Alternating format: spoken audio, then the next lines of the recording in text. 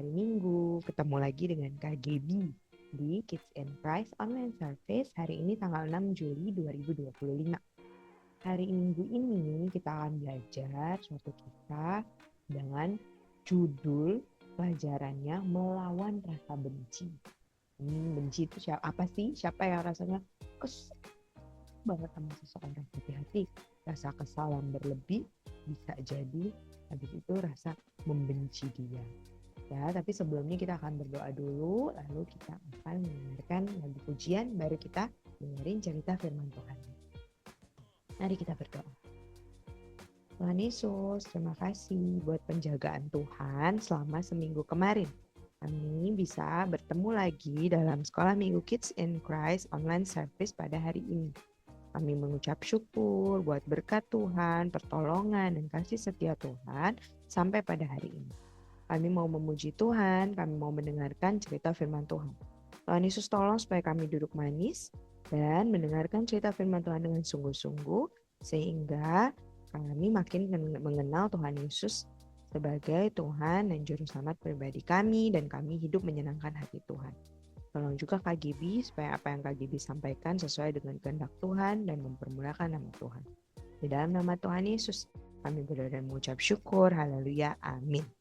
Yuk sekarang kita dengerin lagu sama-sama. Let's go.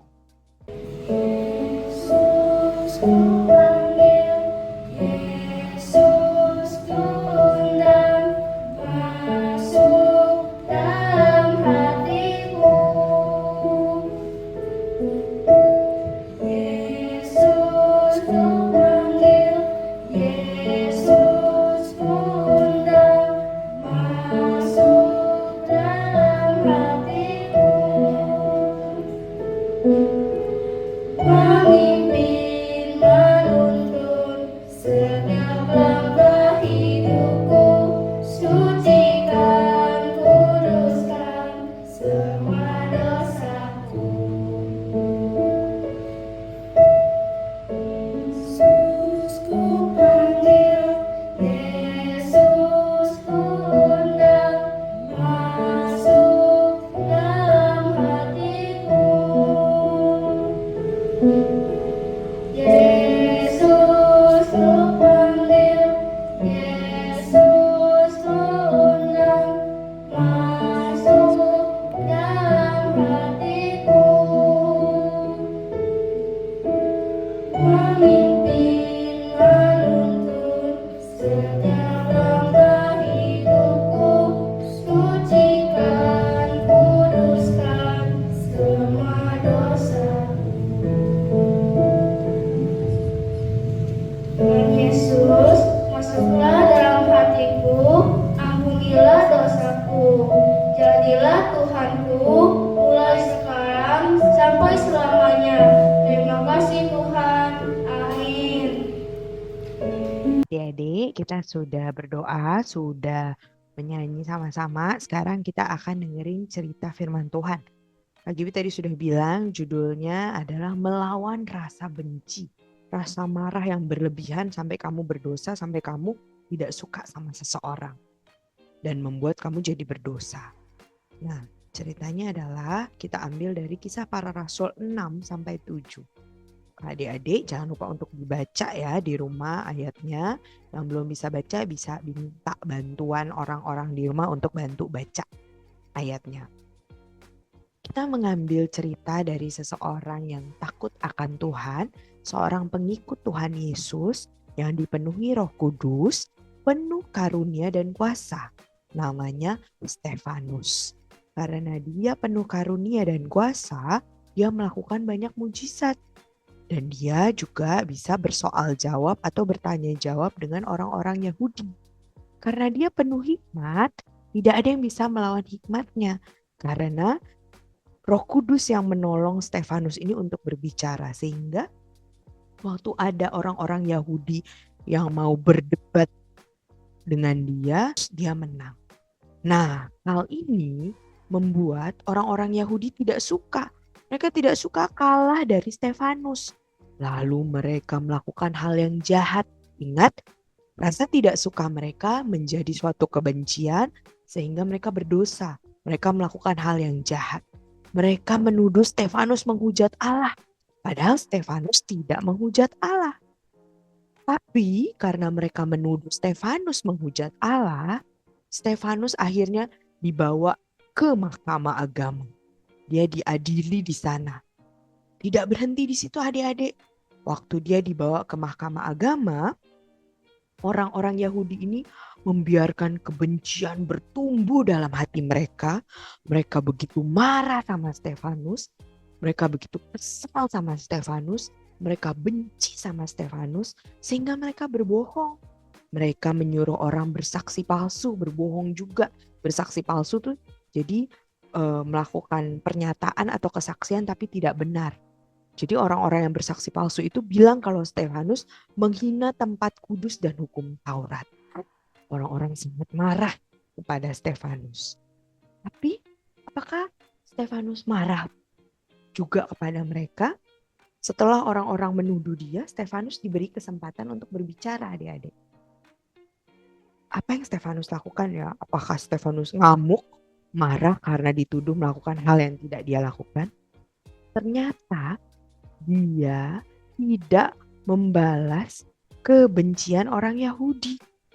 Dia justru memilih kesempatan untuk berbicara itu bukan untuk marah, bukan untuk membela dirinya, tapi untuk menyampaikan kisah kedahsyatan, kasih, dan pekerjaan dari Allah yang mengasihi manusia sejak zaman Musa sampai Salomo.